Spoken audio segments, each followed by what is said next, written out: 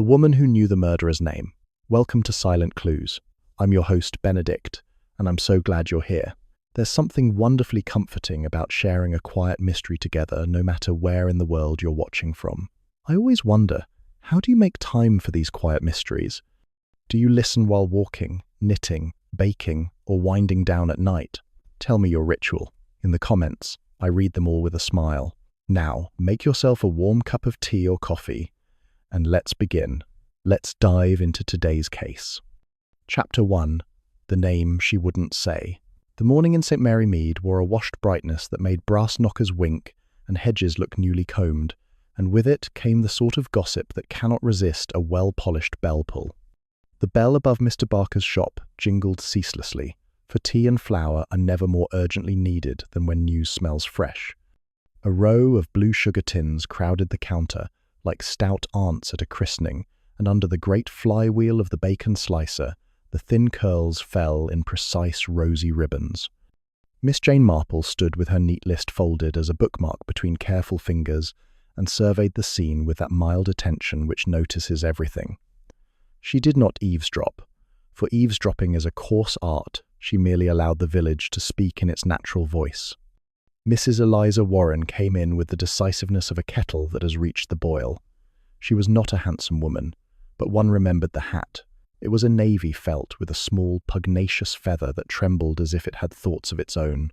She marched to the counter for a quarter of strong tea and a bag of barley sugar, and then she turned fractionally so that her voice would travel, as voices do when they pretend to be private. Mr. Barker bent over the scale with the elaborate concentration of a man who is about to witness something and wishes to appear innocent. Two matrons near the window stopped discussing rheumatism and began to examine apples with unblinking eyes. It was then that Mrs. Warren made her pronouncement. She said she knew exactly who had killed poor Mr. Fenton. She said it with the coolness of a person reciting the date of Michaelmas. She added that she would never say the name aloud. The pugnacious feather shook like a small shiver. Someone dropped a coin that rolled into a crack and stayed there like a full stop at the end of a shocked sentence. There was a pause, because village pauses are full of arithmetic. People were adding connections, counting quarrels, and remembering where they had seen people walking on lanes at hours when respectable kettles sleep. Mr. Fenton had been found 2 evenings ago in his garden by the gate that gave onto the lane, lying as if he had intended to pull it to and had changed his mind mid-gesture. The doctor had been unhappy with the look of it. The constable had used the word misadventure and had not liked the taste of it. Mr. Fenton's housekeeper had cried into a clean handkerchief, which showed regard for appearances. St. Mary Mead had shaken its head like a patient pony and had gone on with its errands, but its ears were pricked. Miss Marple looked at Mrs. Warren with the same mild interest she always accorded a new pattern of crochet.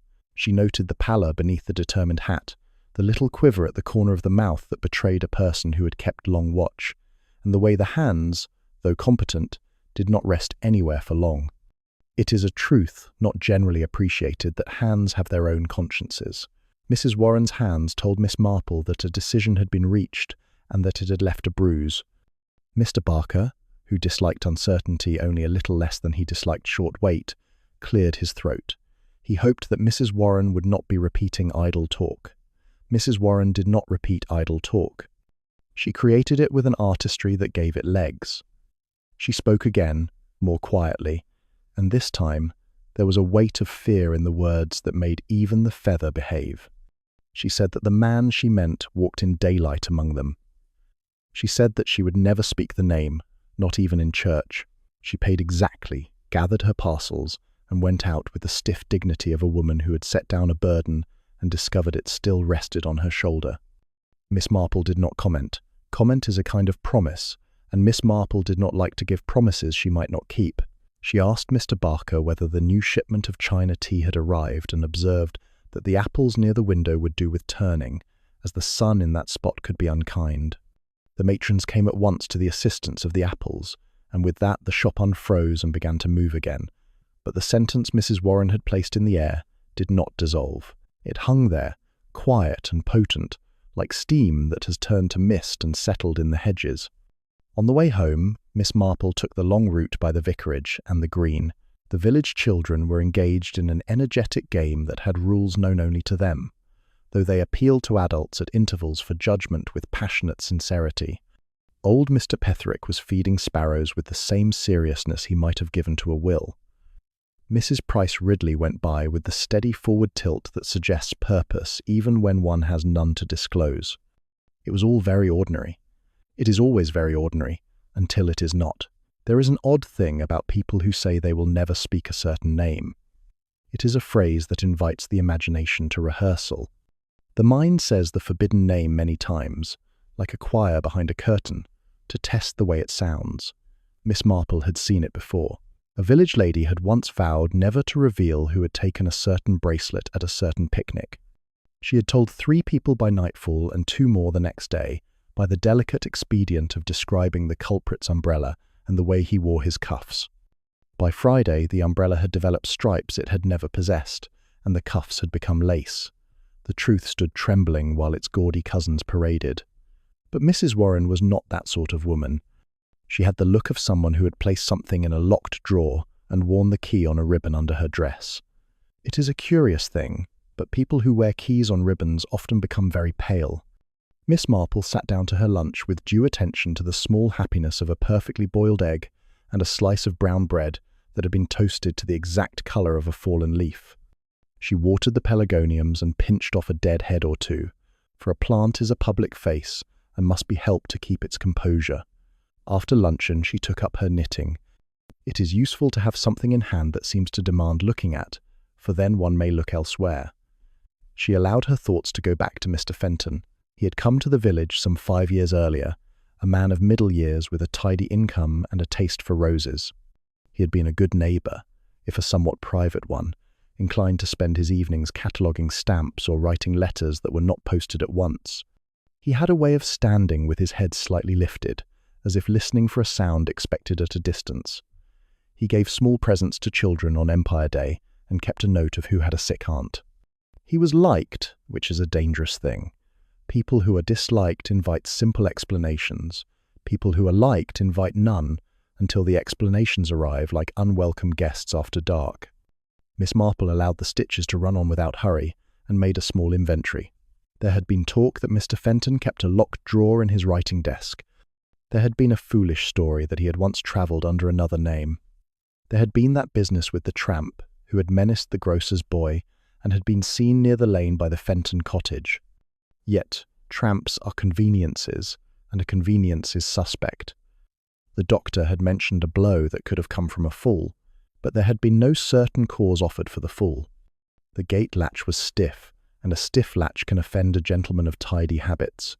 The mind presented each small item like a shop assistant eager to please.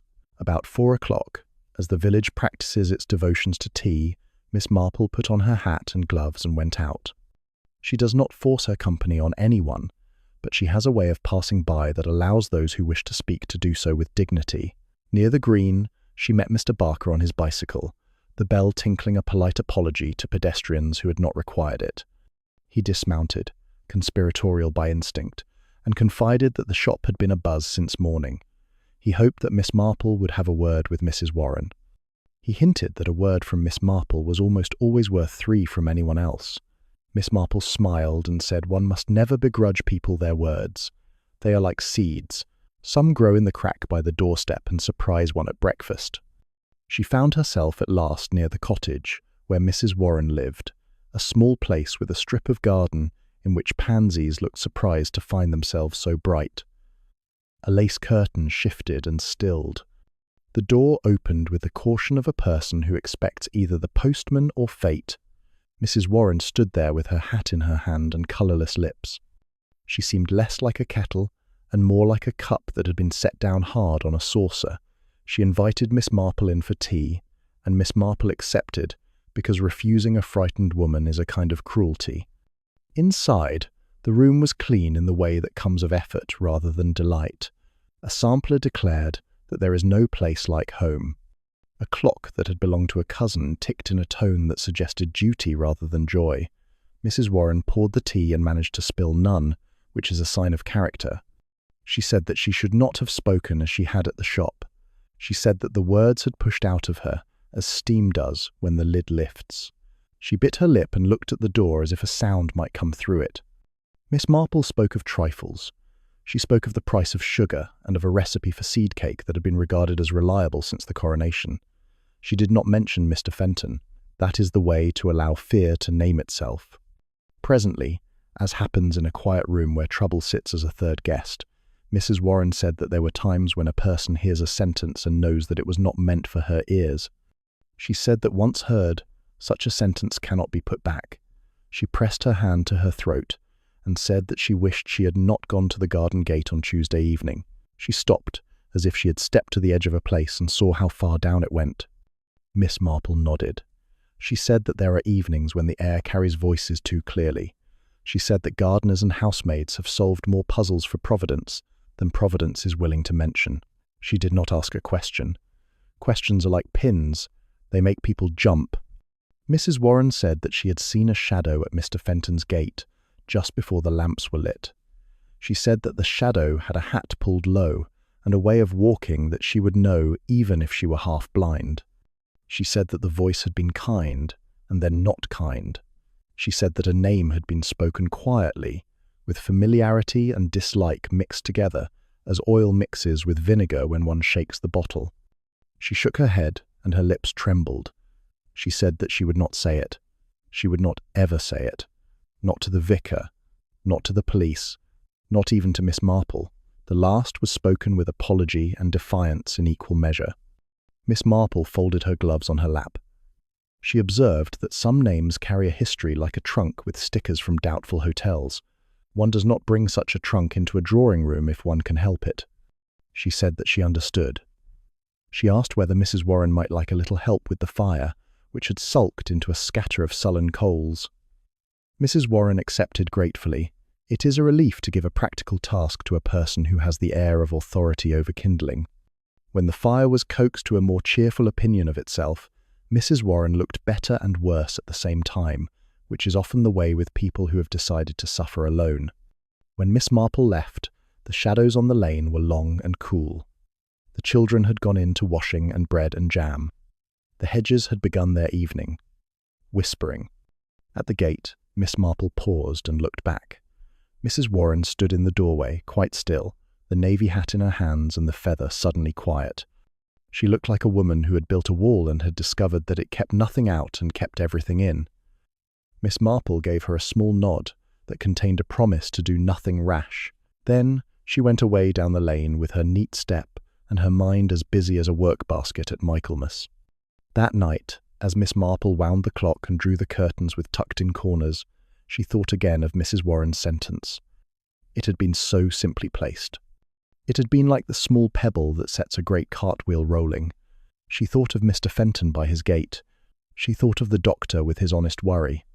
She thought of the constable, whose tidy uniform covered a soul that disliked muddle and did not always know where muddle ends and mischief begins. She let each thought pass by the window of her mind, as one might let neighbours pass the actual window without lifting the curtain. Then she slept, which is courage in its humblest form. In the morning the village would begin again with kettles and letters and bacon sliced to a pleasing thinness. In the morning a blackbird would sing as if it believed nothing evil could happen in a world that produced worms with such regularity. In the morning, perhaps, a small piece of paper would begin its journey where the wind chooses to drop it. In the morning the name that must not be said would remain unspoken, but it would not be silent. Chapter 2. A letter with no signature. Morning broke with the tidy clink of milk bottles and the small stir of curtains at the vicarage windows. Miss Marple had decided upon a little walk to the post office, for there were stamps to be bought and a line to be sent to a young cousin about an engagement that would do perfectly well in June. The green looked particularly innocent, as greens do when trouble has elected a bench and sits there with folded hands. Sparrows skirmished about the crumbs near the leach gate. Mrs. Price Ridley paused to inform the air that she had never trusted Tuesdays. The air, being used to such confidences, retained nothing. The bell at the post office gave a brisk tinkle as she entered. Behind the counter was Mrs. Reeves, a woman with a ledger mind and a conscience that sharpened pencils at both ends. Threads of red wool clung to Miss Marple's sleeve from her knitting bag, which Mrs. Reeves noticed with an attention that would have done credit to a customs officer. There were two schoolboys exchanging postcards with a seriousness that suggested diplomacy, and a farmer counting postal orders as if they were lambs. Mrs. Reeves looked up, and her expression altered as a thought completes itself. She reached beneath the counter and brought up a small envelope. It was of common cream paper, a little creased at one corner, and entirely unaddressed. There was no stamp. The flap had been tucked rather than gummed. The sort of envelope, Miss Marple observed, that goes about in pockets longer than is good for it. Mrs. Reeves said that it had been found near the green by Tommy Lucas on his way to school.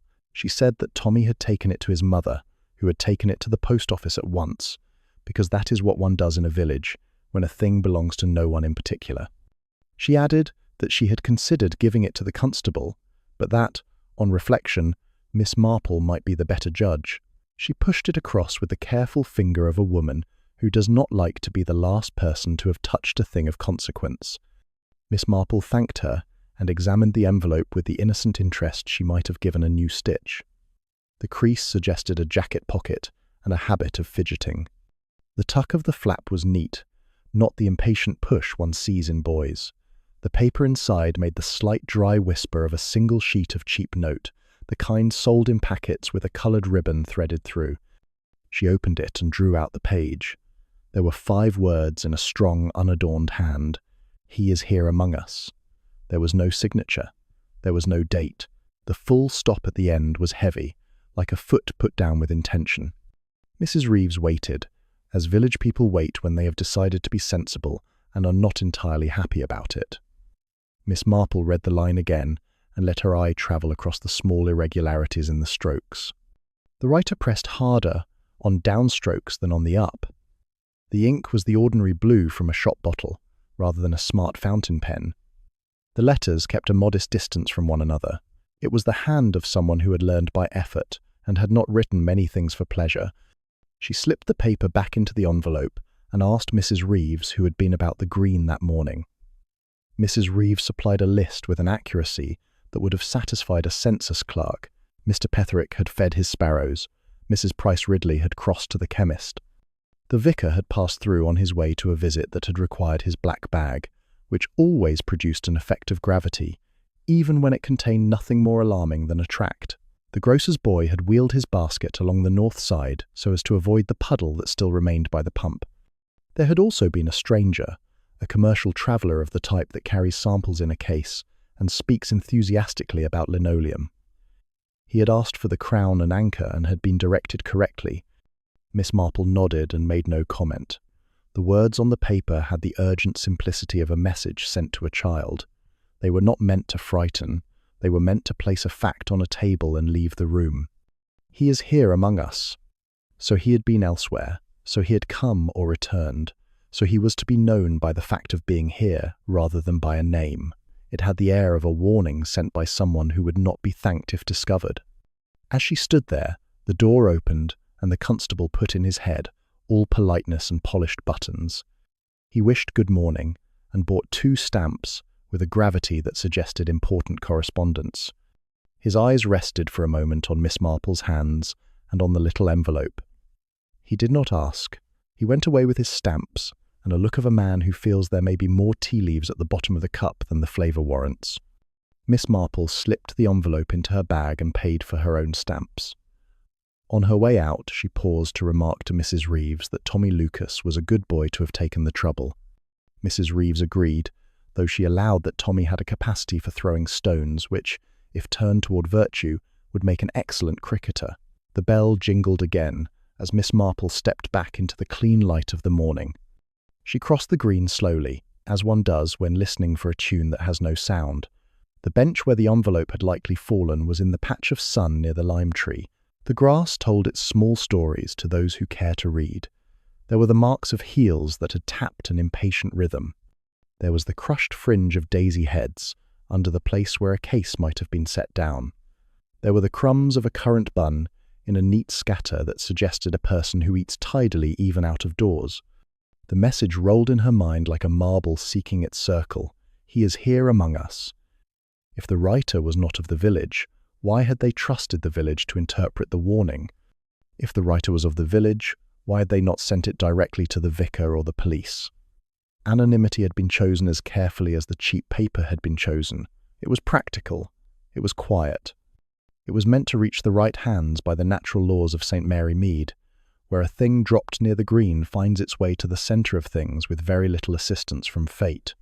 By noon she was seated at her small table with the envelope before her and a cup of tea that signalled her belief in order. She took out the sheet again and studied the edges. The top was clean cut. The bottom showed the slight fluff of a page torn from a packet. There was a faint scent on the paper that was not perfume. It was a smell of clean soap and pencil shavings, the odour of a desk rather than a dressing table. She thought of schoolrooms. She thought of lodging houses where the landlady keeps a drawer of stationery for the use of her transient guests. She thought of the little table in Mrs. Warren's front room, with its square glass ink bottle that had not been used in some time. At 3 o'clock she put on her hat once more and went out by the lane that led toward Mrs. Warren's cottage. The pansies in the strip of garden still looked astonished at their own brightness. The lace curtains stirred and steadied. The door opened with the same cautious welcome. Mrs. Warren stood within, colourless, with the navy hat set level and the feather quite subdued. She received Miss Marple with gratitude that did not wish to be noticed. Miss Marple spoke first of the weather, which had taken on a look of change. She admired a new doily under the clock, and Mrs. Warren brightened for a moment with the pride of a woman who measures comfort in small white circles. Tea was poured with care. The room smelt of furniture polish and a little of something steely, as rooms do when fear has been a recent visitor. Miss Marple set the small envelope on the table between the cups. She told Mrs. Warren where it had been found. She recited the 5 words, for it is less alarming to hear them than to see them when one is already pale. Mrs. Warren put down her cup with a click that was not quite controlled. Her eyes went to the window and then back to Miss Marple's face. She said that some phrases have a way of following one about the house. She said that she was trying not to be certain. She said that certainty is a door that will not quite shut once one has given it a push. Miss Marple did not urge her. She said that there are times when the right thing to do is to keep a name safe until the air is a little clearer. She said that the village will talk, and that it is better to let it talk where it can be heard. She asked whether Mrs. Warren had slept. Mrs. Warren said that she had counted the strokes of the clock and had found the night very long. She said that if someone came along the lane after the lamps were lit, she would know the footfall. She pressed her hand to the neckline of her dress, as if to still a ribbon that had begun to flutter. It was a short visit, yet it settled something. When Miss Marple stepped back into the lane, she knew that the message had brushed against the very thing Mrs. Warren guarded. He is here among us. If the words were true, they explained the pallor, the tremor, the locked look about the mouth. Fear had the shape of a man known to both the writer and the woman in the navy hat. Fear had the sound of a name not yet spoken. She walked home the long way, past hedges that learned secrets before their owners did. Children played a complicated game and appealed to her for judgment with the fervour of petitioners before a court. She gave a ruling fair enough to satisfy pride and sent them off with new rules that made as much sense as the old. At her gate she paused. The evening was slipping quietly across the roofs. Somewhere a dog barked. Somewhere a kettle sang. Somewhere, in the pocket of a man who kept his head lowered when he walked, another envelope might be folded and unfolded like a worry stone. Miss Marple went in and drew her curtains. She placed the anonymous sheet in a small box, where she kept oddments that often grew into answers. The box held buttons, a faded label from a trunk, 2 ticket stubs, and a ribbon from a hat that had once insisted on being noticed. She wound her clock. She set out the cup she would use in the morning. She allowed herself the quiet conviction that the village had been given a sentence that would lead to a full stop. The way to it would be the usual way. Small feet placed carefully, small observations polished till they shone, a visit to the post office again, a word with Dr. Haydock, and tomorrow, if courage permitted, another cup of tea in the widow's parlour. Chapter 3. Tea in the widow's parlour. The afternoon settled over St. Mary Mead with a hush that sounded like teaspoons placed carefully in saucers. The sun had gone soft at the edges, and in the lanes the hedges drew their green curtains closer. Miss Marple went out with her gloves folded and her mind arranged, and she turned toward the cottage where Mrs. Warren kept her little rooms as a woman keeps a promise. The pansies in the front strip still stared upward as if rehearsing surprise. The bell on the door did not ring, for there was no bell, only the quiet of a latch lifted with courtesy. Mrs. Warren opened almost at once, and the sight of her explained the silence within. She was very pale, as if someone had drawn the colour out of her with a steady hand. The navy felt hat lay on the hall table, and without it she looked smaller and rather tired. Her mouth held itself the way a door holds itself when there is wind about. She said that tea was laid, and she said it with the courage that people borrow from habit. The parlour had the decency of fresh polish and tidy curtains. A sampler on the wall informed visitors that a cheerful heart works like a medicine, which was a brave sentiment for a room that smelt faintly of dread. The round table stood ready with cups of good thickness, and a plate of seed cake that had been sliced for company and not for appetite. The small coal fire had fallen into a red thoughtfulness. Miss Marple took the chair that allowed her to see both door and window, for experience is a modest tutor and does not raise its voice. Mrs. Warren poured. The teaspoon stirred against the cup with a sound like a small alarm that will not be heard in the next room. She did not look at Miss Marple as she offered the cream. She looked at the middle distance, where people place things that are too near to bear. Her hands were competent, and yet they could not quite settle. They had the air of birds that return to the same twig again and again. Miss Marple spoke first of the good fortune of a fine afternoon and of geraniums that promise another month of colour. She asked after the roof, which had been a little troublesome round the back. She remarked that the milk from Mr. Judd had lately taken on a pleasant richness. Mrs. Warren answered all these things, as a person answers a catechism learned long ago. Then the answers trailed away, and the room took on the deep quiet that comes when the necessary words have been used up. It was Mrs. Warren who broke it. She said that there are moments when it is better not to speak because what one says cannot be unsaid. She added, in a voice that tried to be matter-of-fact, that one must be certain before one makes a thing public.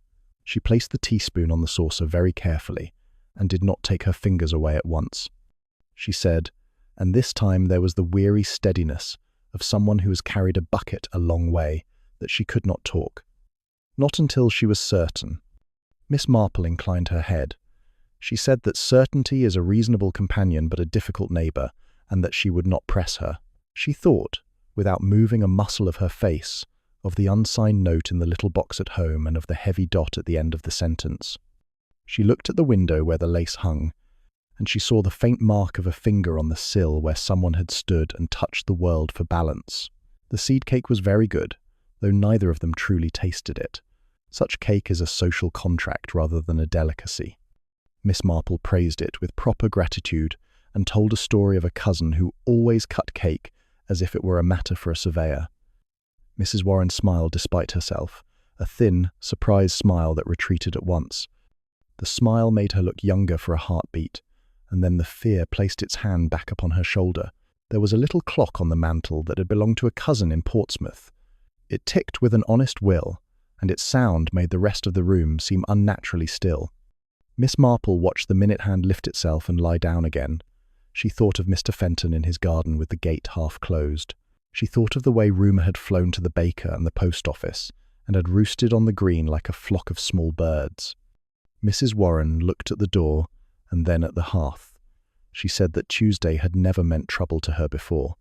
She said that now she marked Tuesdays in her head, the way one marks a pan that scorches if care is not taken. She lifted her cup and found it empty, though she could not have said when she had drunk the last mouthful. She set it down and folded her hands with decision, and then she opened them again because they would not stay put. Miss Marple asked about the evening bells, whether they had rung on time.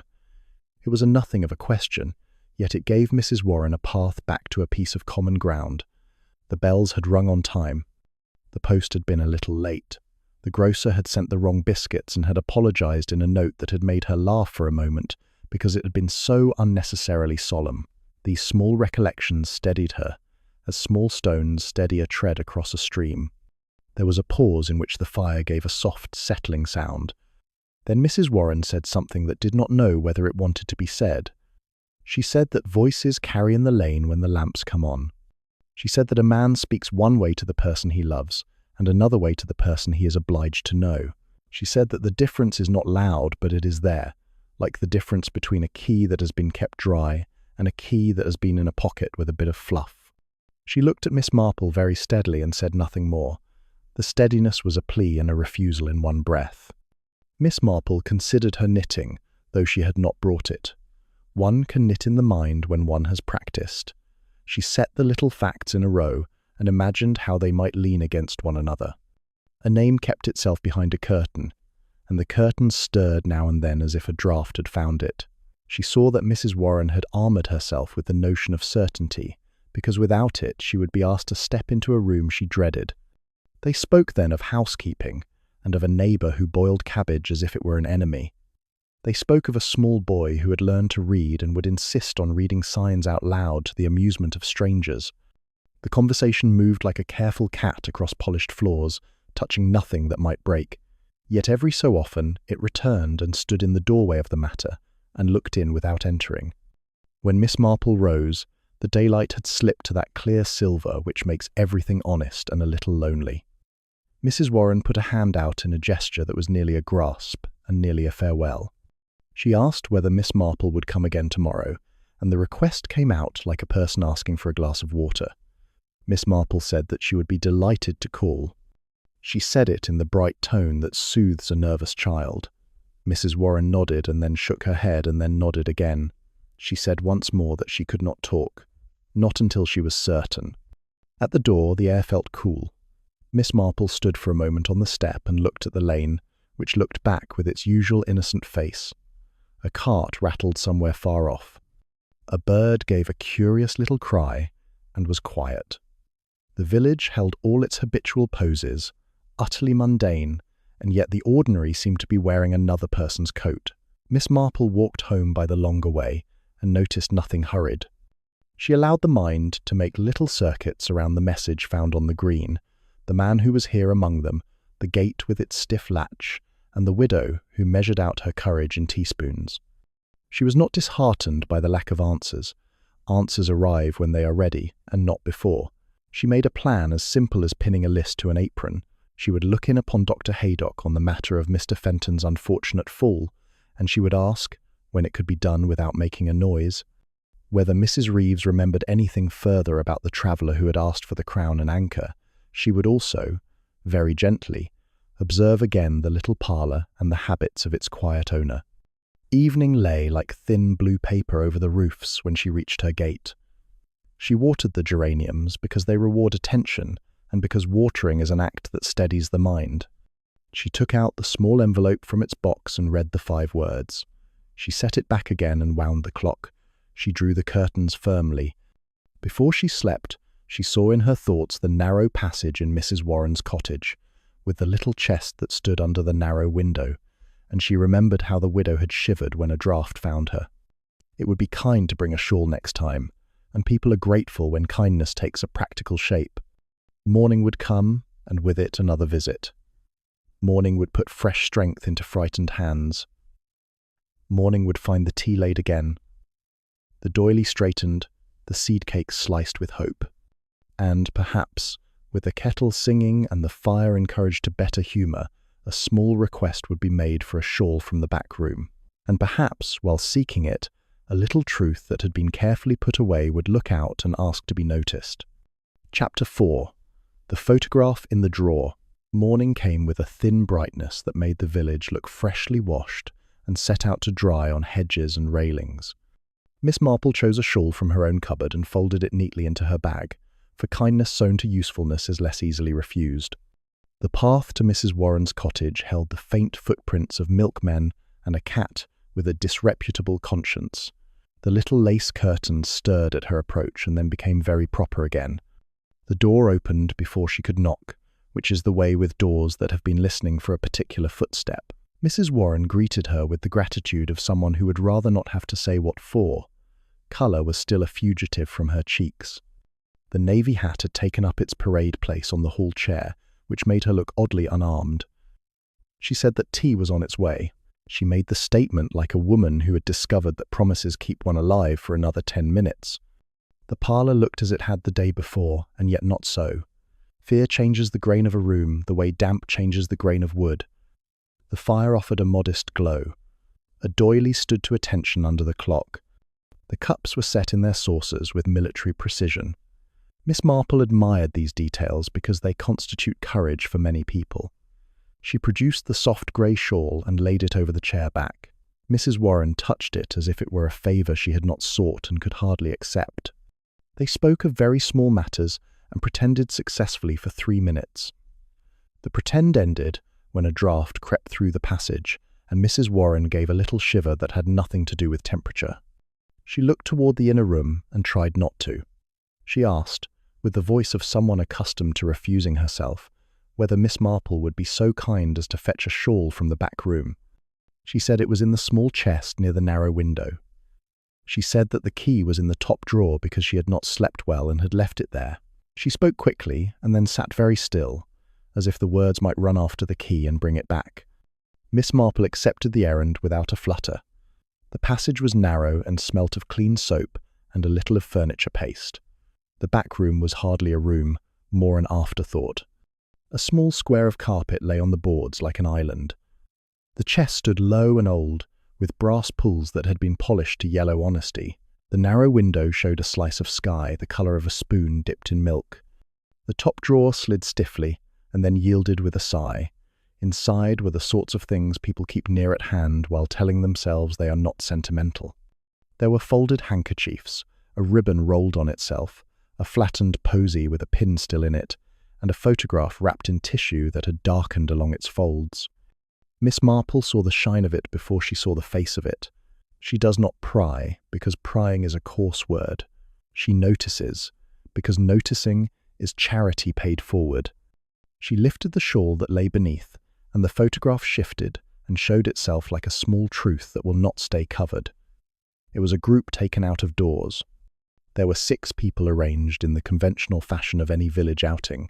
There was a banner in the background with writing that had faded too far to be read. Hats were worn and held at appropriate angles.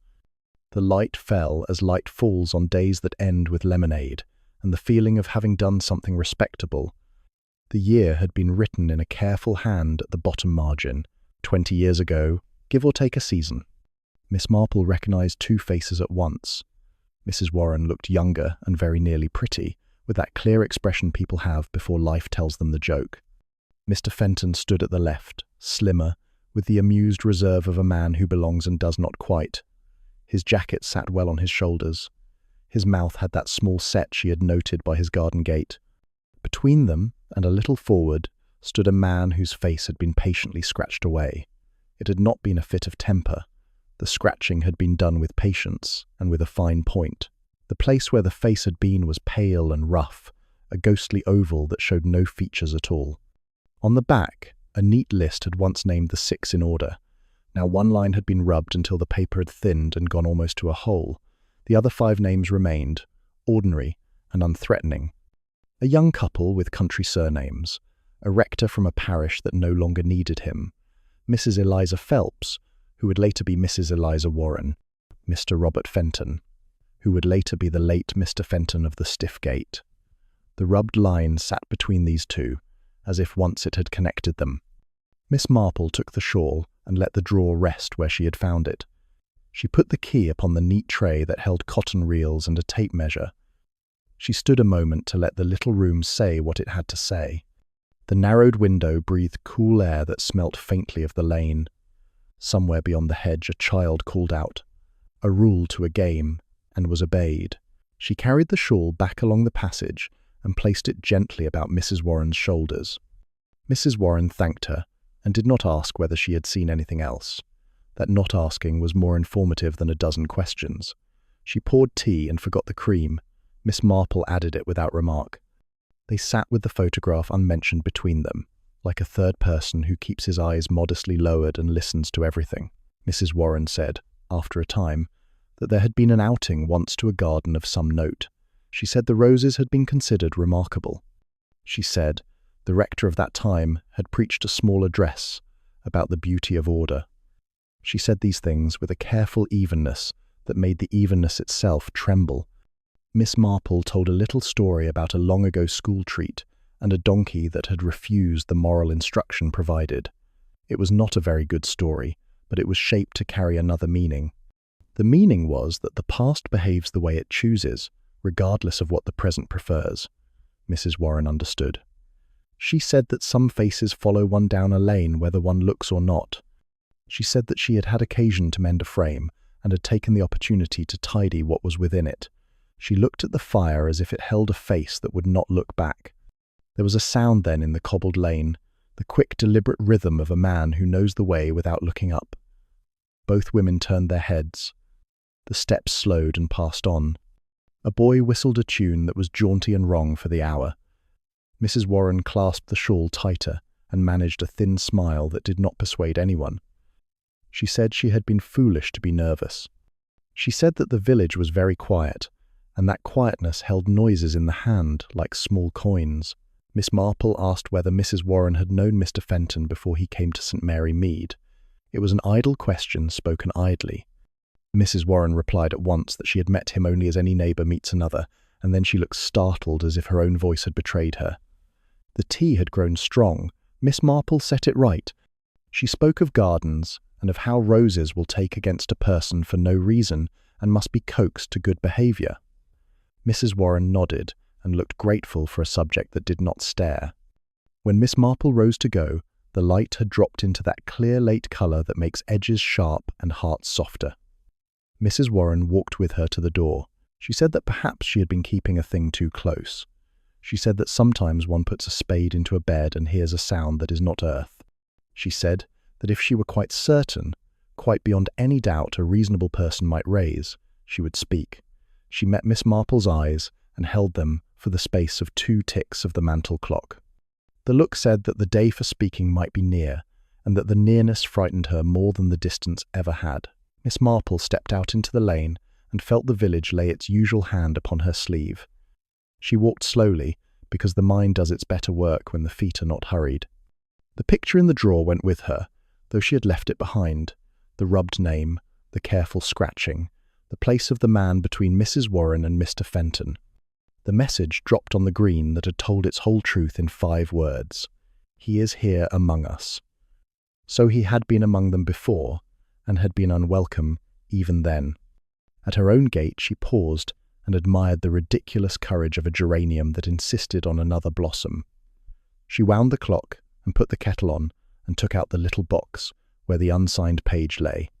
She did not take it up. She simply let its presence add its weight to the day. In the morning she would walk to the post office for a book of stamps and a word with Mrs. Reeves about nothing in particular. Nothing in particular has provided more information in St. Mary Mead than anything with a label. The village would go on with its decencies. Somewhere a drawer would close. Somewhere a shoe would tap a little faster than usual on a cobble.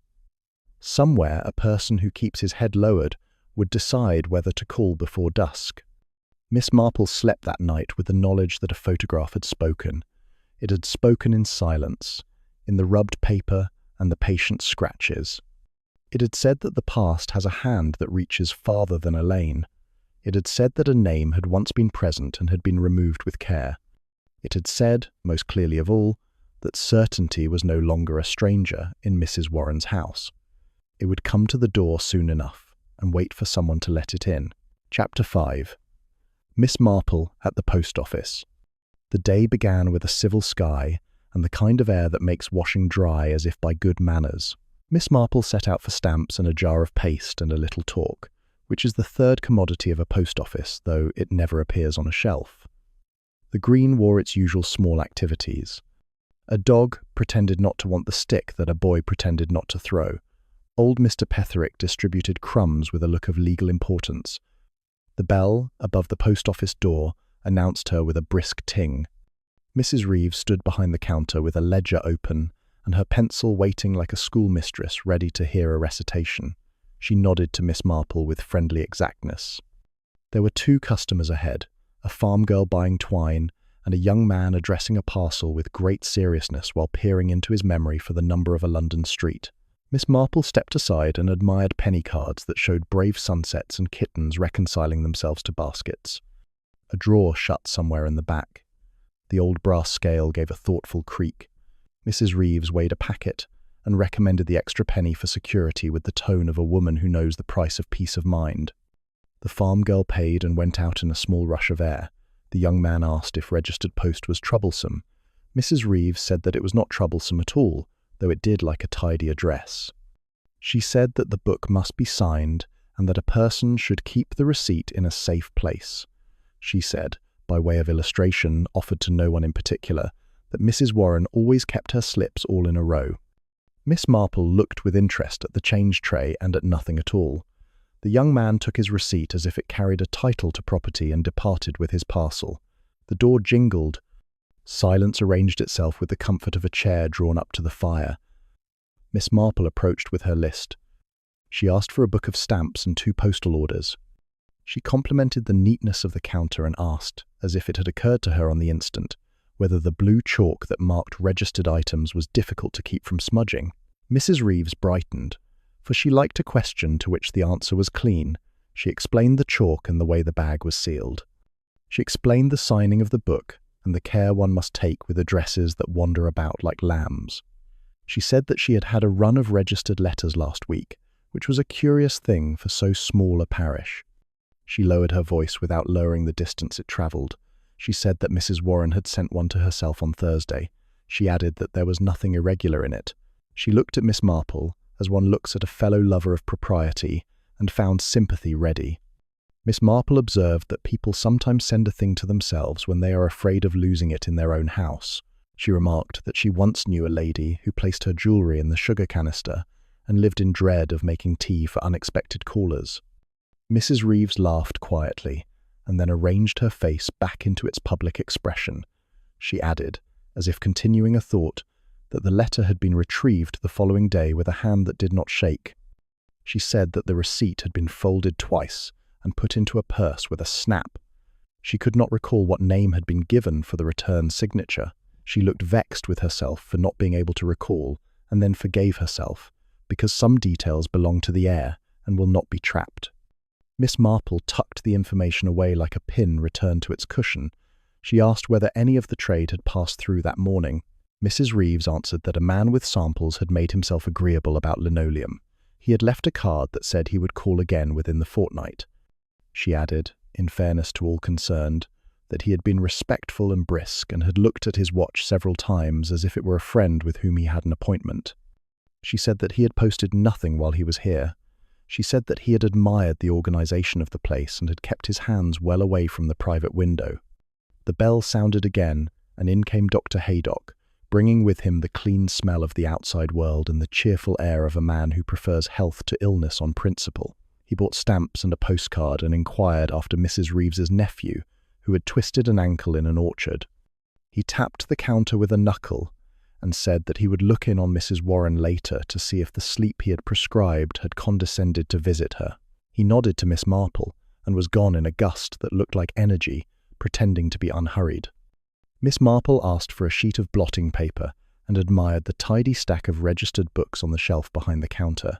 One of the older volumes bore a tear mended with a precise triangle of gummed paper. Mrs. Reeves followed her glance and said that she liked a book to look as if it had fulfilled its purpose. She ran a finger along the spines with unconscious pride. The topmost book was the current one, with yesterday's date. It lay open, the pen resting across its middle like a guard asleep at his post. Miss Marple did not lean forward. She simply allowed lines to exist in the corner of her eye. It was enough to see the neat E of a surname and a flourish that might have been a W. There was a pause in which the little room resumed breathing. Miss Marple paid and slid her purchases into her bag. She spoke of the weather drawing cooler. Mrs. Reeves agreed, and added that cold brings out letters as it brings out chilblains. She said that people remember business when the leaves begin to go. She mentioned, in a tone of neutral observation, that Mrs. Warren had bought a new pad of notepaper some days ago, the cheap kind you can tear and keep by the telephone even though there is no telephone. She had not bought envelopes to match, which Mrs. Reeves considered an economy that caused more trouble than it saved. Miss Marple stepped aside to let two schoolboys pass in a rush of adventure directed at a rack of foreign stamps. She looked at the notice board, which contained both notices and ambitions. There was an advert for piano lessons and another for a kettle that had given good service. There was a card that offered rooms with a view of nothing sinister. There was a slip in a careful hand that announced the return of a Bible class. The ink on that last had blotted at the tail of a letter, a small impatience that gave the carefulness away. She left the post office with a little bow of thanks and stepped into a sunlight full of listening. The village, when a matter is astir, seems to place its finger to its lips and invite one to attend to the next sound. She stood by the pump and arranged her parcels. A cart went by with a muffled clatter. The vicar crossed the green, his black bag behaving as if it were heavier with responsibilities than with objects. From the shop came Mr. Barker's voice coaxing a joint into good behaviour. All ordinary, all amiable, all part of the web where a single thread runs to many corners. The registered letter to herself gave Miss Marple a shape to the fear in the little parlour. It was a safeguard with a date written on it by an impartial hand. People do such things when they have a secret that must either outlive them or oblige them to speak. There had been a photograph in a drawer. There had been a name rubbed away. There had been a line dropped on the green that said only that someone had arrived where he ought not to be. The pieces sat politely on their chairs and did not yet rise to give their names. On her way home, she met Mrs. Price Ridley, who asked whether the post office had been busy and whether Miss Marple had noticed that cream had taken to skimming yieldingly. Miss Marple agreed with as much warmth as the subject required. She said that an active milk can is a sign of village health. She allowed the lady to confide that she did not think much of commercial travellers as a class, though she had known two who were angels with sample cases. They parted with assurances that one would call on the other in the near future, assurances that village etiquette requires and village schedules happily ignore. In her sitting room, Miss Marple laid out her small purchases and made herself a cup of tea that tasted of common sense.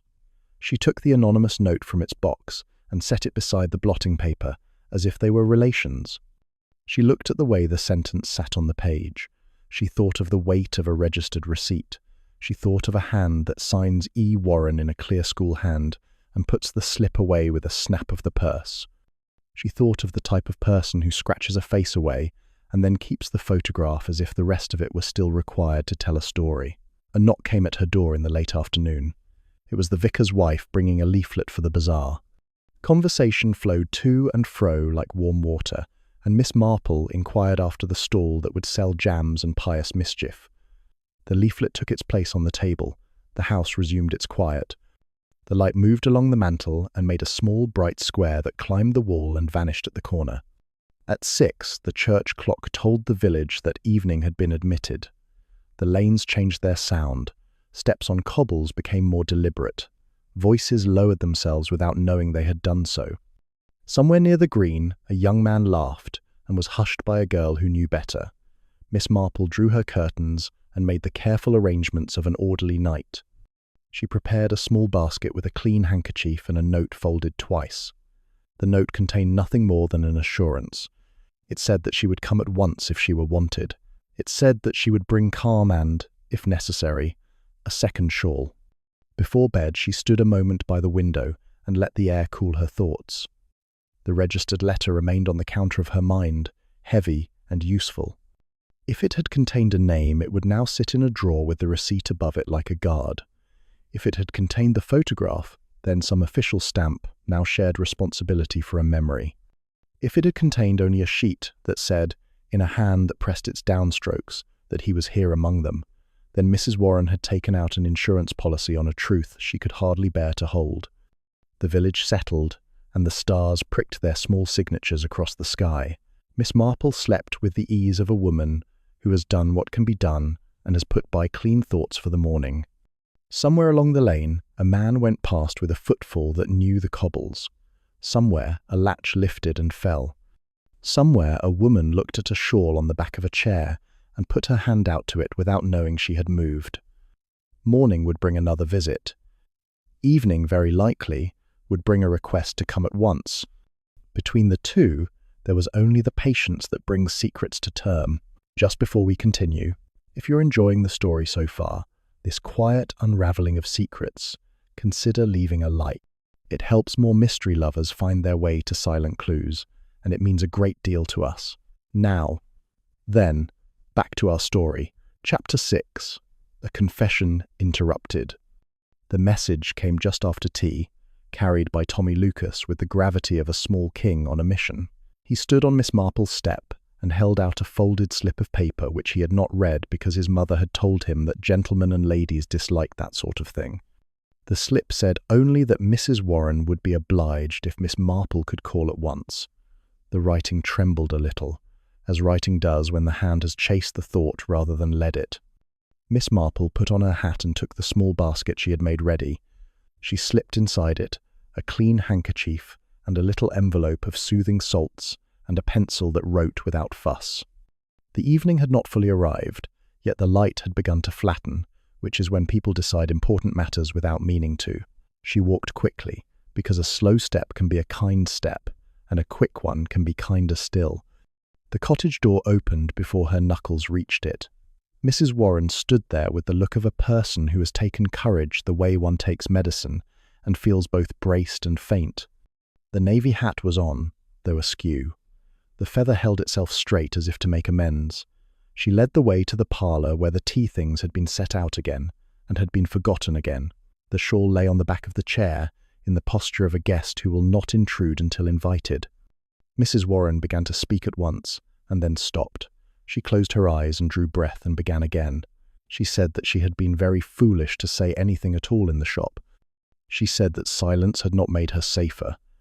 She said that she had been thinking of the photograph, and of the outing, and of a voice that had uttered a name in the lane when the lamps were coming on. She looked at Miss Marple with the appeal of a child who wishes to cross a road and dreads the sound of wheels. Miss Marple sat very still. Stillness reassures in a way words do not. She said that the village moves along whether people are afraid or not, and that a fear shared with the right person sometimes forgets itself. She did not say name or murder or Mr. Fenton. She left the words folded like napkins until they were needed. Mrs. Warren put her hand to her throat where a ribbon might have hung. She said that she had kept something in a drawer and had thought that the drawer would hold it. She said that a person had come back who had once stood in the same place on a day when roses had been remarkable. She said that the person had spoken to Mr. Fenton in a way that did not ask for friendship and did not expect it. She swallowed and took Miss Marple's hand with a grip that surprised them both. She said that she would speak the name now and be done with it. The knock came then. It was not loud. It was firm and polite and wrong for the moment. Mrs. Warren started as if the air itself had touched her. Her eyes went to the door, and then to Miss Marple, and then back to the door. She whispered that she had not expected anyone. She whispered that if it were the vicar, she would be ashamed, and if it were the constable, she would be frightened, and if it were the person she feared, she would die of standing still. Miss Marple rose and moved to the side of the parlour, where the door could not see her at once. She nodded to Mrs. Warren, and the nod contained a world of everyday advice. Mrs. Warren crossed the small passage and lifted the latch a little way. The door held the sound of a man's breath, and the faint smell of tobacco that had been put out in a hurry. A voice asked if Mrs. Warren would be so good as to fetch a jug he had lent her on a long-ago day when the village had celebrated something or other. The voice was careful. The voice was pleasant in a shape that did not fit it. It spoke her name and waited. Mrs. Warren said that she did not believe that she had the jug. She said that if she did have it, she would return it in the morning. The voice said that the matter need not wait. The voice said that he could step inside and look for it himself. His foot moved a little on the cobbles and made the sound of a boot that has found a crack and dislikes it. Mrs. Warren put her hand against the door as if it weighed more than wood. She said that she had company and that the hour was not convenient. She said that morning would do very well. There was a pause. The man drew breath once more and let it go in a way that placed a mark on the air. He said that he would return tomorrow, since she preferred it. He said that he hoped her evening would pass peacefully. He said her name again and gave it a folded shape, the shape of a thing kept in a pocket too long. The steps moved away without haste. They were the steps of a person who does not run, because running confesses too much. The lane received them and gave nothing back. Mrs. Warren shut the door and leaned against it as if it had held her up. She came back into the parlor with a face that had given an account of itself and found the figures wanting. She said that she had been foolish to be afraid of a knock. She said that one grows old if one begins to fear ordinary wood and iron. She said that it was silly about the jug. She stood with her hands on the back of a chair and did not yet sit. Miss Marple poured tea that had grown too strong and made it milder, with hot water from the kettle that sat ready on its ring. She spoke of jugs and the way they travel from house to house and forget their origins. She spoke of voices that try to be pleasant and succeed only in being careful. She observed quietly that it had been the tobacco one buys at the shop in Much Benham, which has a different sweetness from Mr. Barker's stock. Mrs. Warren stared at her and then gave a small laugh that ended in a sound like a sob. She said that Miss Marple saw everything. Miss Marple said that she saw enough. They sat again. The moment for saying the name had bent and gone behind a hedge like a rabbit. It might be coaxed back, or it might not. Mrs. Warren looked down at her hands and spoke to them as if they belonged to someone who would obey. She said that she had thought to be brave. She said that she had been brave and then not brave. She said that the voice had been the voice she had expected to hear, and that hearing it had made the name harder to carry to her lips. Miss Marple allowed her to be silent for a little. Then she asked in a tone that had nothing of pressure in it whether the registered letter had arrived safely. Mrs. Warren started and looked ashamed and then relieved. She said that it had arrived, and that she had put it in a safe place. She said that sometimes a person must be able to say that something exists, even if no one else is to see it. She said that the receipt lay on the shelf under the clock, where her eye could rest upon it and feel steadier. Miss Marple said that she quite understood. She said that there are times when one must leave a crumb of bread along the path so that one can find it in the dark. She asked if Mrs. Warren would like her to sit a while and then walk home with her lamp lighted. Mrs. Warren said that she would be grateful for a few minutes and that then she would feel foolish and better. They drank their tea and allowed their eyes to rest on the polite objects of the room, which sat like small soldiers who do not know what battle is coming. When Miss Marple rose to go, the light had slipped into the clean darkness that falls kindly on cottages and less kindly on consciences. At the door they stood a moment. Mrs. Warren said that she would send a note in the morning. She said that she would be ready to say the name. She said that if she did not say it, Miss Marple was to be vexed with her.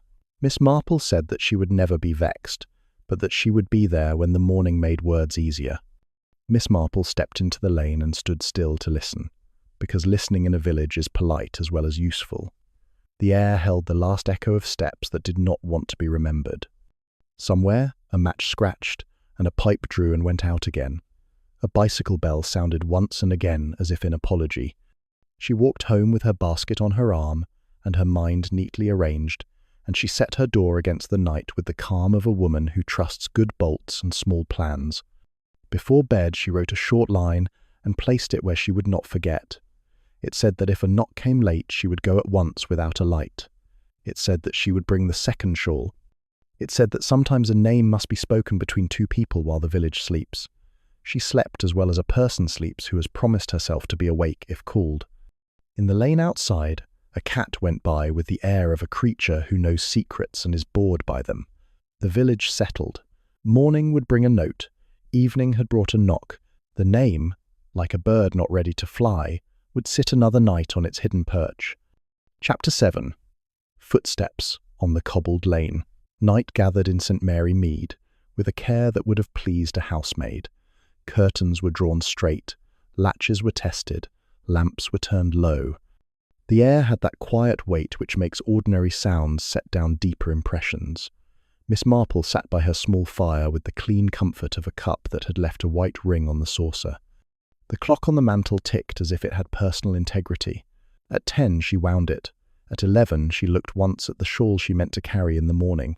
At past she set out her shoes so that they would not argue with each other about the right foot. It was near midnight when the village changed its note. Sleep is not a silence.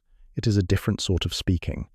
From her bed, Miss Marple heard the far stir of a cart on the main road and the soft call of an owl that had forgotten nothing. Then came the sound that did not fit the hour, footsteps on the cobbles. Not the usual evening tread that carries thoughts of pipes and a last word at a gate. These moved quickly, with a decision that avoided eagerness. They came down the lane and paused for a heartbeat where the hedges draw close by Mrs. Warren's cottage. Then they went on with a short burst, like a man who has reminded himself to be late for nothing. Miss Marple lay still and counted them because counting steadies the mind.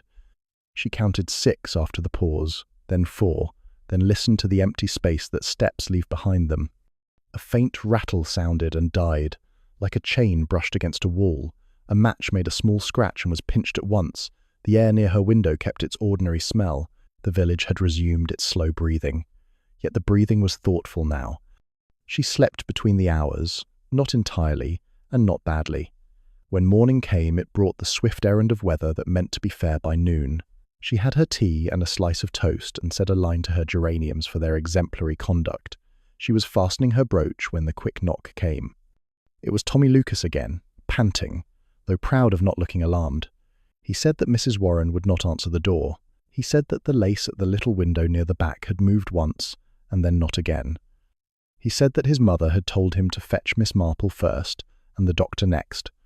Miss Marple took her shawl and her basket, and went with him at once. The lane smelt of damp stone and early bread. A sparrow scolded because sparrows hate haste. At the cottage, the front door stood shut with a look of innocence that was not polite.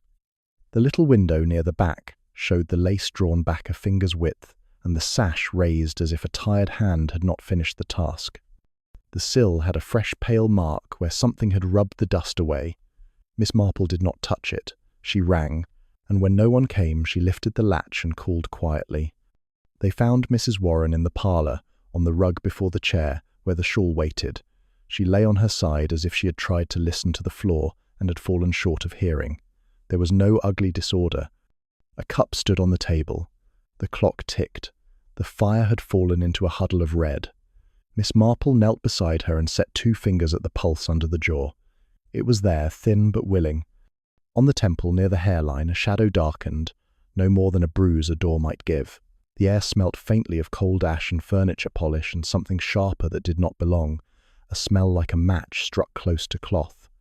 Tommy ran for Dr. Haydock as he had been instructed to do. Miss Marple loosened the collar and set the shawl beneath Mrs. Warren's head, because comfort is never wasted. She spoke her name with that even tone that can be heard from a long way inside. The eyelids fluttered once and stilled. Miss Marple glanced about the room with the attention of a woman who knows where people keep things if they mean to take care of themselves. The receipt for the registered letter was on the shelf under the clock, as Mrs. Warren had said. The little key that often sat on the tray by the passage was not there. A draught moved across the carpet and stirred the ash into a small sigh. Dr. Haydock came in quickly with the energy of a man who prefers action to thought and accomplishes both together. He set his bag down and was at the patient's side in a breath. He made neat observations with hands that had learned kindness by doing. He said that she had taken a shock and a small blow, and that the blow might have come from a fall. He said that her pulse had the skittishness of a person who has heard too much. He asked Miss Marple for the story, and received in return only what was needed. He nodded, and sent Tommy to the vicarage for a hot brick, and to the shop for a bottle that would stay hot longer. They lifted Mrs. Warren together, and set her on the chair with the shawl brought round her like a sensible arm. Colour began to venture back into the face, and then thought better of it. The lips moved once. A word formed and broke, and could not be gathered. Miss Marple gave a little water, and held the glass with patience. The doctor kept one eye on the bruise and one on the door. He said that the police must be informed because the window had not minded its business. He said it without hardness. He wrote a note and sent Tommy again, who left with the speed of a boy who has been given public office. Miss Marple used the minutes of waiting as a thrifty soul uses scraps. She stood by the window and looked at the sill without touching it. The dust showed a smear the width of a finger and a duller line that might have been the edge of a sleeve. Beyond the sill, the lane wore the signs of a footfall heavier than a child's. Cobbled does not take print kindly, but the soft strip of verge beside it will confess a little if asked the right way. A dark oval showed where someone had stood to reach, and beside it a smaller mark, perhaps the toe of a shoe that did not quite fit the foot inside it. Constable Reed arrived with his notebook ready, and a face that wished to be thorough. He took in the window and the bruise, and the sensible shawl, and looked relieved that Dr. Haydock had come first. He asked Miss Marple the questions the book required and listened to the answers without fuss. He stepped outside to examine the verge and made careful small noises meant to encourage the grass to tell the truth. He came back with a fragment of thread on his cuff that had hitched a ride from the hedge. It was brown in a dull way. He placed it on the table with an air that gave it significance without drama. Mrs. Warren opened her eyes. They were the eyes of a woman waking from the kind of dream that leaves no images and all the fear. She looked at Miss Marple and knew her. She looked at the doctor and submitted to being alive. She tried to speak and found her mouth too large for words. After a moment, the mouth grew smaller and managed a sentence of the sort that is both apology and announcement. She said that she had been foolish to stand by the window. She said that fresh air is not always a kindness. She said that she was certain now. Miss Marple let that rest because a declaration of certainty can only be held, or it will bruise. The doctor mixed a draught that promised honest sleep and made sure the promise could be kept. The constable said that he would sit in the kitchen until the vicar's wife could come, and that no one was to be admitted unless expected by name. He said it with mild authority that sat well on him. He took the chair and made himself look smaller so that the room could keep its courage. Miss Marple straightened the doily under the clock, because order is a kindness the shaken can accept. She put the receipt on the mantel, where it could be seen by anyone who had business seeing it. She moved nothing else. On her way to the door, she paused by the narrow window in the passage and looked at the frame. A clean track showed where a hand had gone up and then slid as if in doubt. The lace had a smear at the edge, a grey finger mark that did not belong to a woman who polished by habit. She made a note in that tidy part of the mind, where notes never lose themselves. When she stepped out into the lane, the day had become honest and bright. Children had been sent to school with admonitions that would be forgotten by the next hedge. Mr. Barker's boy trundled a basket with a determination that hoped to be noticed. A cat considered a sunny patch and decided it belonged to him by right. The ordinary had resumed its chair. Yet beneath it ran the swift thread that ties the evening to the morning. Footsteps had hurried past a door. A window had been raised by an uncertain hand. A woman had fallen because she had heard too much. The village was ready to return to its errands, but the errands would carry more watching eyes than usual. Miss Marple went home by the long way and made herself tea that tasted of steadiness. She set the anonymous sheet beside the sugar bowl and looked at the heavy dot at the end of the sentence. She thought of the scratched face in the photograph and the rubbed name. She thought of the registered slip that lay where it could be seen by a person who needed to see it, and by a person who needed to know it could not be taken without being missed. She thought of the sill with its smear and of a finger that had not meant to write, and had nearly done so all the same. In the afternoon she returned to the cottage with a basket that contained soup and practical things that make the ill feel less like a burden. The vicar's wife had installed herself with gentle authority and was talking about the bazaar as if it mattered more than bruises. Dr. Haydock had left orders that would be obeyed because he had said them in a voice that assumed obedience. Mrs. Warren slept with the look of someone who has given up a fight that will be resumed. The constable sat in the kitchen and tried to look like a range. Miss Marple stood a moment at the parlour window and looked again at the sill. The dust had settled a little and would not settle enough. A faint mark remained in the grey, a curve that made no sense by itself and yet seemed to reach for sense. She did not touch it. She walked home in the late light and allowed herself a single thought shaped like a promise. In the morning, when the sun has moved to the right place, the dust will speak more plainly. In the morning, she would bring no feather duster. In the morning, 3 letters might show themselves and point, as small letters do, to a larger word. Chapter 8. The name. Written in dust.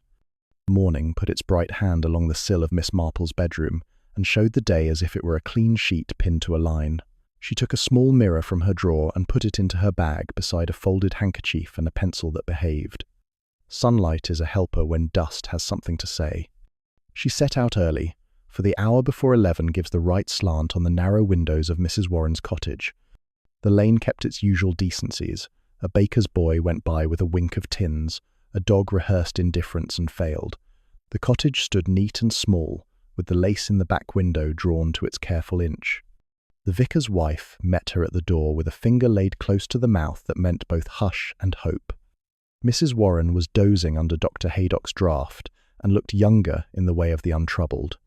Constable Reed sat in the kitchen with a mug of tea, and the manner of a man who is being tactful on purpose. Miss Marple asked if she might stand by the back window a moment for the air. The vicar's wife understood at once and moved the chair a little that would have been in the way. Miss Marple did not touch the sash. She stood aside and let the sun strike along the sill as a careful pencil might strike a ruler. The dust showed its small landscapes and its old journeys. Near the corner, a long smear curved, as if a sleeve had tried to sweep an accident into nothing. In the clearer space before the smear, 3 strokes lay as shy as footprints. She brought the mirror out of her bag and tilted a bar of light across the grey. The strokes deepened into intention. A forefinger had been used. The first stroke began with a confident down and lifted on the right with a small upward hook. The second made the shape that boys make when they have learned a capital but cannot resist the Roman clarity of it. The third ran in from the left and stopped as if a breath had failed. Together they spelled 3 letters that belonged together and then waited. They spelled B-E-N. Miss Marple did not breathe for a small, polite moment. The letters were not childish. They were not a random scrawl. They had been written by a hand that usually keeps its ink tidy. The downstrokes pressed the dust a touch deeper, as on the note she had read in the post office where the writer had pressed harder going down than coming up. She thought of Mrs. Warren's pale face and the bruise that looked like a door had argued. She thought of the quick footsteps in the night and of the smell of much Benham tobacco that had not been bought in St. Mary Mead. She moved the mirror again and the smear came alive. It ran across the tail of the third letter and flattened it. A person had reached in and tried to rub the letters away. The sleeve had made a long, dull line and had taken the finish off the dust but had left the bones of the word beneath it. There had been no time for care, or there had been too much fear for care to do its best. She held the mirror low and let the light strike up so that the ridges showed as shadows. B-E-N stood there and would not be denied. She asked the vicar's wife if she might have a minute at the parlour mantel. The lady smiled the small smile of the helpful and led the way. The receipt for the registered letter lay where Miss Marple had placed it the day before, a quiet witness with a date that could not lie. The cabinet clock ticked on, important and useful. Miss Marple made no remark about either thing. She let the silence of a tidy room wrap the letters that were behind her on the sill. Constable Reed came through to ask whether Mrs. Warren had stirred. He saw Miss Marple's look and followed her glance to the window. His notebook came open because training is a sturdy habit. She lifted a hand, and he held himself back, as if the dust might leap away. She showed him the 3 letters with a small pivot of the mirror that did not touch the sill. He wrote the letters in his book, as if they might break. Then he looked at her with the modesty of a man who knows that letters are only a beginning. The list began at once in Miss Marple's mind because lists are ready in villages. Benson at the dairy who came in from Old Down once a week. Bennett, in Much Benham, who mended bicycles and altered his stories to suit his listeners, Benning on the card left at the post office by the agreeable traveller with samples who admired the tidiness of Mrs. Reeves's counter. Benfield, the seedsman, who sold radish packets and advice. Benwell, who sometimes sang in the choir when Mr. Willett had a cold. The names laid themselves out like spoons. Some of them shone, some were dull. 1 or 2 looked as if they had been polished lately to be seen. She did not speak the list aloud. She asked the constable whether he would be so good as to fetch Mrs. Reeves for a moment, as the vicar's wife would sit while he was gone. The request sounded like a matter of a misplaced subscription, which pleased him because it had the air of business. When he had gone, she took the small mirror and caught once more the ridge of the downstroke in the B. A right-handed person had written it from within the room. The forefinger had started low and travelled upward a fraction as a neat writer does when space is short. The E showed the firm middle bar of someone brought up on copybooks. The N had been rushed at the end. There had been a second thought or a second fear. Mrs. Reeves arrived with the step of a woman who believes that a post office can answer any sensible question. Miss Marple asked about the traveller's card that had been left 2 days before. Mrs. Reeves said that she had put it on the notice board because that was where cards went that were not to be mislaid. She fished it out of her bag with righteous efficiency because she had not trusted the board entirely. The card was handed over like a parcel. On it were the neat words J. Benning and a line about household linoleums that promised miracles to scrubbing brushes. The printing had that modest look that suggests a man who would like to be thought reliable rather than grand. Miss Marple thanked her and admired the good sense of keeping a card to hand. She said nothing about the letters at the sill. She asked 2 or 3 small questions about the traveller's face and his hat and the time he had called. Mrs. Reeves supplied the details one by one. He had come early and left quickly. He had asked for the crown and anchor and had been directed accurately. He had looked at his watch and it had looked back at him in the way of watches that have been stared at too much. Mrs. Warren stirred and sighed and spoke in her sleep. She said a single syllable that could have been the beginning of the same 3 letters or the end of a prayer. The vicar's wife bent to her and smoothed the shawl with a hand that has comforted generations without making a study of it. Miss Marple stood very still and let the syllable hang. Sometimes a syllable tells one more than a sentence when the heart is in charge of the tongue.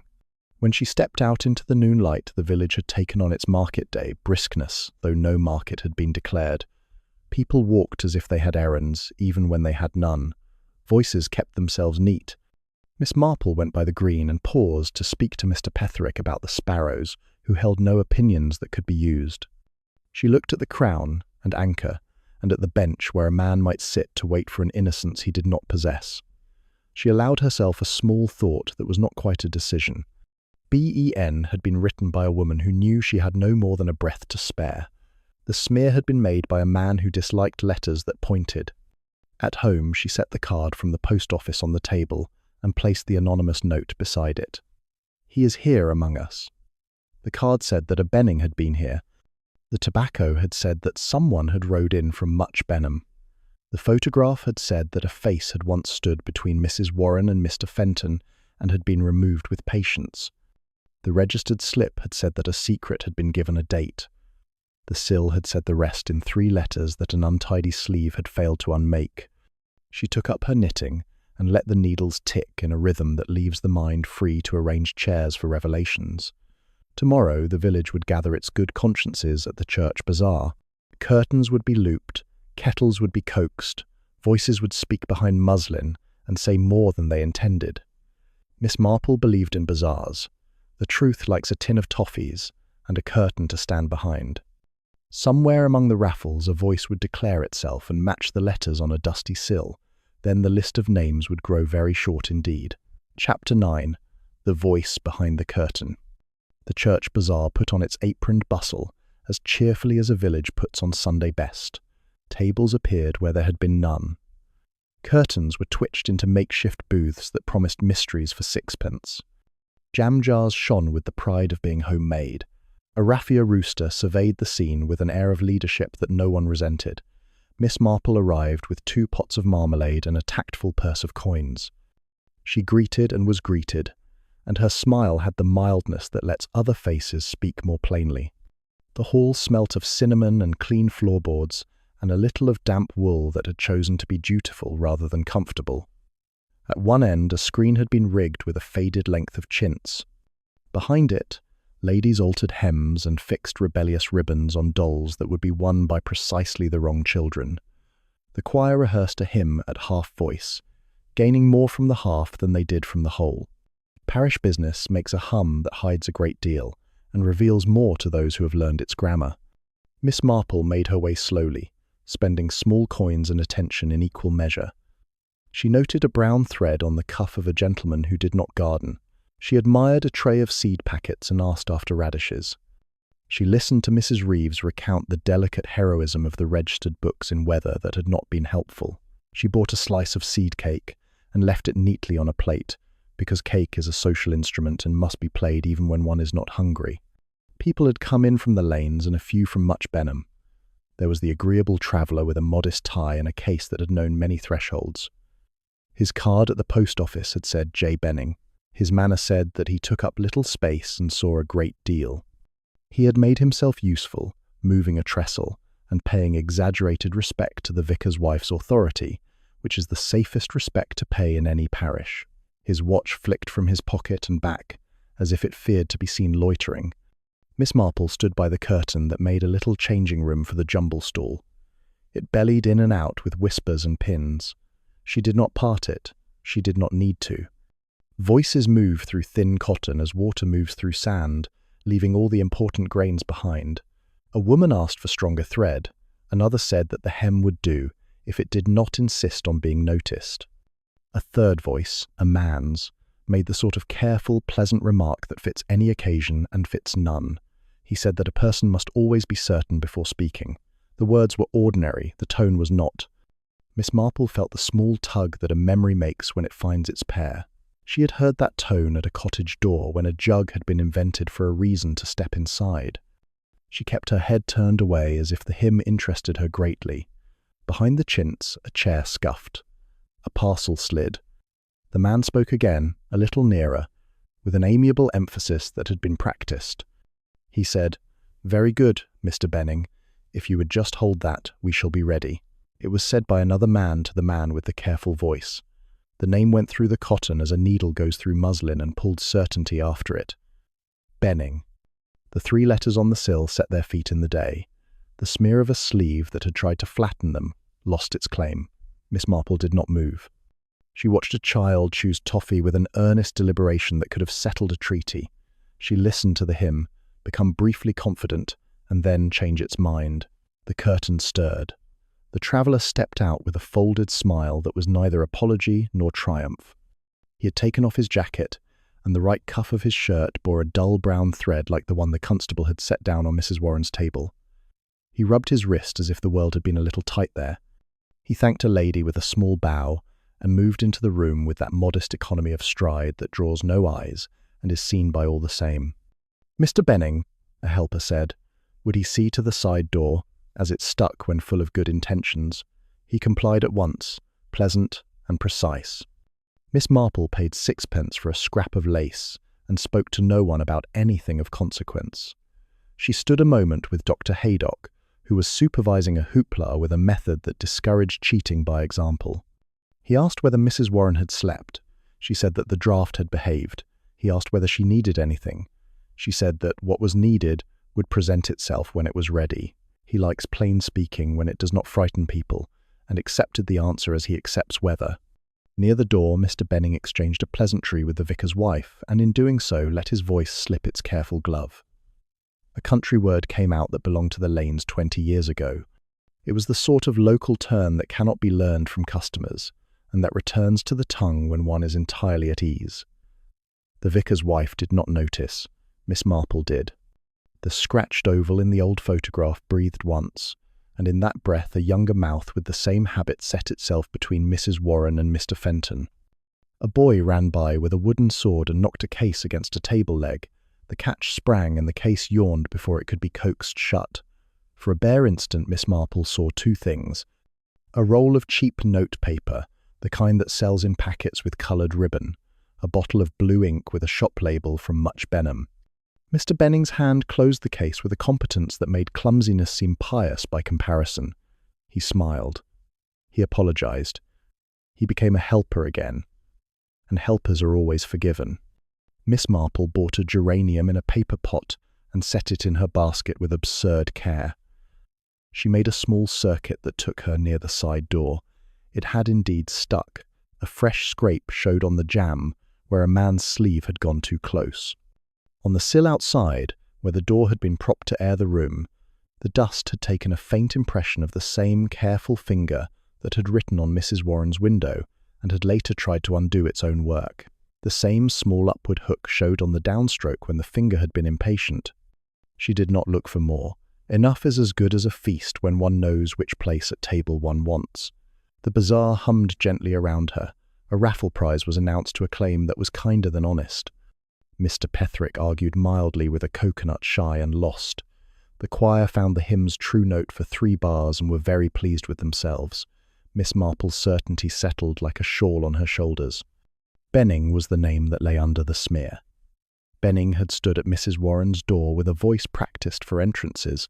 Benning had bought tobacco in Much Benham, and had looked at his watch as if the hour might go back if asked prettily. She left before the raffle ended, which is a kindness to raffles. Outside, the afternoon had that tender light that makes even brick look charitable. She walked by the green and paused, where a boy had found an envelope days ago. A small wind turned a leaf over and righted it as if answering a question. She went on to Mrs. Warren's cottage and found the vicar's wife pouring tea for the constable, who looked grateful and official at once. Mrs. Warren slept yet. The shawl had stayed where it was put. Miss Marple stood by the narrow window and let the late sun run along the sill. The letters were fainter now, but faithful. She thought of the registered receipt under the clock and of the object that must lie somewhere close, which made that receipt worth placing where it could be noticed. She thought of a photograph with a rubbed name and of a boy in a man's coat who had learned to be pleasant. She looked at the quiet face in the chair and said in her mind the name that would be said tomorrow where it should be said. On her way home, she stopped at the post office for a penny stamp she did not require. Mrs. Reeves told her, as if it had just occurred to her and had not occupied her mind all day, that the traveller was lodging another night at the Crown and Anchor. She wondered whether the beds were comfortable, now that the proprietor's sister had taken the laundry in hand. Miss Marple supposed that they must be. She bought the stamp and a box of matches. Much Benham was written small on the label in the usual way. She put them in her bag and walked out into a village that had no idea how near it stood to being relieved of a secret. Evening drew itself over the roofs with practised grace. The clock on Miss Marple's mantel accepted its winding with gratitude. She placed the geranium on the sill and admired its ridiculous hopefulness. Then she wrote 2 short notes. One invited certain persons to take tea at Mrs. Warren's parlour on the morrow. The other was for Constable Read, requesting his presence without making it sound like an instruction. She sealed them and set them by the door. Tomorrow would be a day for names spoken aloud. Tonight would be for quiet and for a village that did not know it had already agreed to hear a truth. Chapter 10. Saying the name at last. Morning looked in at St. Mary Mead with a face scrubbed for company. Miss Marple sent her notes and received replies that were properly puzzled and impeccably prompt. By 3 o'clock, the little parlour at Mrs. Warren's cottage held as much village as a careful room can bear. The vicar and his wife sat with anxious kindness. Dr. Haydock stood by the hearth with his hands arranged as if they had been told to keep calm. Constable Read took a modest chair by the door and tried to look smaller than his authority. Mrs. Reeves had been asked because the post office is the parish ear. Mr. Benning had been invited because helpers are always invited when there is tea. Mrs. Warren sat in her chair with the shawl drawn up and colour like a whisper in her cheek. She looked at Miss Marple once and then folded her eyes down into her lap. The mantel clock ticked its deliberate notes. The receipt for the registered letter lay where all could see it. The narrow window showed sunlight along the sill and kept its counsel. The room smelt of tea and polish and decision. Miss Marple thanked them for coming with a mildness that made gratitude sound less like ceremony and more like air. She said that Mrs. Warren had wished to speak but had been hindered by fear and by interruption. She said that the village had been kind enough to keep still while certain facts arranged themselves. She said that a name would be spoken and that afterwards there would be no need for whispers. Mr. Benning stood near the side table and poured himself water with a discretion that wanted praise. He had brought his pleasant voice and his modest tie. He had not brought his case. He said that he hoped Mrs. Warren would be better when the draft had had another night to work. He hoped that the village would soon put the distressing business aside. He was sure that time healed all wounds. He set the glass down, and his right cuff showed a dull brown thread that had outlived soap. Miss Marple turned a little so that the light found her face. She said that Mrs. Warren had written 3 letters in dust on the windowsill when she had seen that her voice would not do. She said that the letters had been meant to be finished but had been smudged by a sleeve that arrived too quickly. She said that the letters were B and E and N. She looked at Mr. Benning and saw his watch consider the floor. Constable Read cleared his throat as if it were a page to be turned. Mrs. Reeves made a small sound that could have been a question. Dr. Haydock kept his hands still by an act of will. The vicar murmured something about truth being a friend that knocks with a gentle hand. Mrs. Warren's fingers tightened on the shawl as if it were the rail of a staircase. Miss Marple continued as if describing weather. She said that 20 years ago there had been an outing with a rector and roses of great reputation. She said that a photograph had been taken. She said that there had been 6 faces in it, and that one of them had been scratched away with the patient care of a person who cannot bear to see and cannot bear to destroy. She said that the scratched face had stood between Mrs. Warren and Mr. Robert Fenton. She said that the name beneath that face had been rubbed out, and that the rubbing had thinned the paper to a ghost. Mr. Benning smiled, and let the smile fade as if it had not felt at home. He said that photographs were poor witnesses. He said that names change and that people move about in the world and that one should not be too ready to see patterns where there are none. He said that he would be glad to do anything that helped Mrs. Warren feel safe. He took up the water again and did not drink it. Miss Marple said that patterns do not require believing when they belong to habit. She said that a hand which presses harder on downstrokes leaves its signature in dust as well as on paper.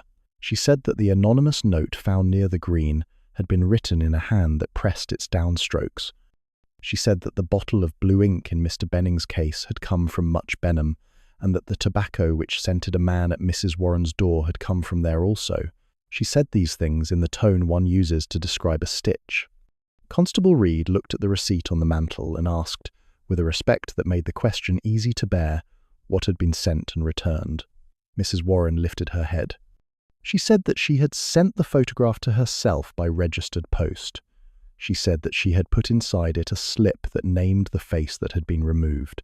She said that she had done it because she had promised a younger self that fear would not have her whole life. She said that the slip lay under the drawer where the key had always been kept. She said that she was tired of being certain in secret. Benning took a small step that pretended to be nothing. His pleasant voice gathered itself. He said that this was theatrics. He said that a woman in a state of shock ought not to be relied upon. He said that everyone knew Mr. Fenton had been a man whose health was unequal to excitement. The words came smoothly and were a trifle too many. His watch came out and went back as if trying to hide its face. Miss Marple said that Mr. Fenton had met Mr. Benning at the door on Tuesday evening. She said that a name had been spoken by a voice that knew it too well and disliked it. She said that Mr. Fenton had been a tidy man, and that a tidy man does not fall backward with his gate half closed unless pushed by surprise or by a hand. She said that the bruise on Mrs. Warren's temple had the height of a sleeve that would reach if a person leaned in to blot letters written by 3 urgent strokes. She said that fear had made many mistakes in St. Mary Mead, but that this one had left its right-handed hook on the downstroke where even fear cannot disguise it. The room held its breath, as rooms do when a sentence is almost finished. Miss Marple turned to Mrs. Warren and spoke with the quiet courtesy of asking for more tea. She asked whether she would like Miss Marple to say the name now. Mrs. Warren nodded once and closed her eyes as if to hear more plainly. Miss Marple spoke the name. She said Benning. The syllables were small and exact. They seemed to take up no space and to fill the room all the same. The traveller's face altered by a shade that belonged not to the eyes or the mouth, but to the whole person. It was as if a portrait behind glass had been tilted, and the true colour had shown for the first time. Constable Reed stood up and did not hurry. He said that he would ask Mr. Benning to remain. He said that there would be questions about Tuesday, and about the lane at midnight, and about a sleeve that had taken the shine from dust. The vicar's wife reached for Mrs. Warren's hand. Dr. Haydock stepped between the constable and the chair, not to obstruct, but to ensure that health would be minded.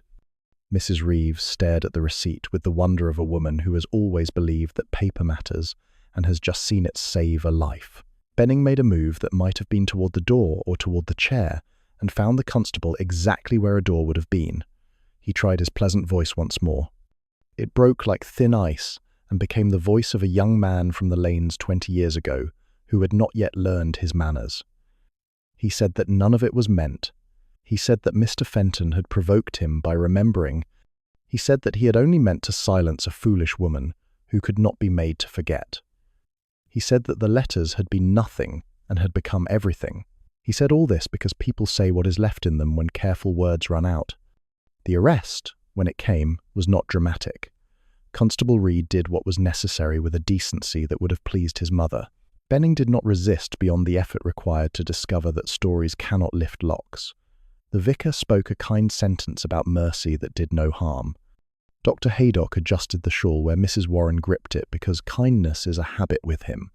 Mrs. Reeves dabbed at her eyes and declared that the book would show its worth again when asked. Miss Marple stood very still. and let the room become ordinary. She looked at the narrow window where the sun had made its neat proof. She looked at the mantel where a small white rectangle testified to a courage that had found a sensible method. She looked at Mrs. Warren, who opened her eyes and breathed as if a weight had been set down on the floor instead of upon her chest. She said that she was sorry for having been foolish, and then corrected herself and said that she had been brave enough in the end. When they had gone, and the parlour had recovered its shape, Miss Marple poured fresh tea and set a slice of seed cake within reach. She spoke of the geranium she had bought at the Bazaar and how it intended to flower out of season. Mrs. Warren smiled without surprise for the first time and said that plants do as they please and that one may as well praise them for it. The clock ticked its agreement. The village, outside, resumed its usual walk. That evening Miss Marple sat by her fire and allowed the day to become a story. She thought of the photograph that someone had tried to improve by subtraction and had only made more eloquent. She thought of a word written with a forefinger that had told the truth quicker than a pen. She thought of a woman who had kept a name and then allowed it to be spoken where it could do good. She wound the clock. She drew the curtains. She set her cup down with its white ring on the saucer. The village settled. Somewhere a geranium prepared an impertinent bud. Somewhere a boy chose toffee without guilt. Somewhere a traveller learned that a name is heavier than a case. Tomorrow would bring the small affairs that make peace. Tonight, the name had been said at last. Thank you so much for joining us for today's mystery. We're truly glad if you stayed with us all the way to the end. If you enjoyed the story, let us know in the comments. We'd love to hear your thoughts. And if it brought you even a little joy or comfort, consider leaving a like as a small sign of support. It really means a lot. And don't forget to subscribe so you don't miss the next quiet mystery waiting just around the corner. Until next time, stay curious and keep the kettle warm.